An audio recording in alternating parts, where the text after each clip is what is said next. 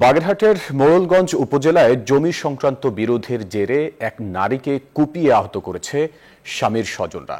সোমবার সকাল ৬টায় ১৬ নং খাউলিয়া ইউনিয়নের চালিতাবুনিয়া গ্রামে এ ঘটনা ঘটে।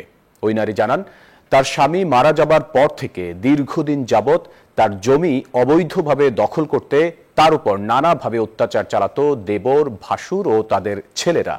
এ ঘটনায় বাধা দিতে গেলে প্রকাশ্যে কুপিয়ে আহত করা হয় ওই নারীকে। বর্তমানে হাসপাতালে গুরুতর অবস্থায় চিকিৎসাধীন রয়েছেন তিনি। পুলিশ জানায়, ভিকটিম ও তার স্বজনরা থানায় লিখিত অভিযোগ করলে আইনগত ব্যবস্থা নেওয়া হবে।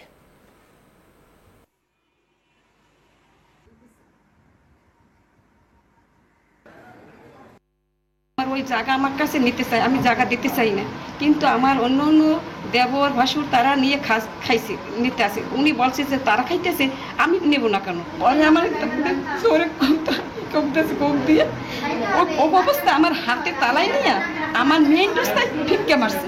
ডান হাতে একটি কোপের চিহ্ন পাওয়া গেছে এবং শরীরের আরও বিভিন্ন স্থানে আঘাত এবং জখমের চিহ্ন পাওয়া গেছে। প্রাথমিক চিকিৎসা দেওয়ার পরে তাকে হসপিটালের ভিতরে ভর্তি করা হয়। এর পরবর্তীতে আবাসিক মেডিকেল অফিসারকে এই বিষয়ে জানানো হয়। আমি আবাসিক মেডিকেল অফিসার রোগীকে গত 2 দিনে দেখেছি এবং রোগী বর্তমানে কিছুটা উন্নতির পথে আছে।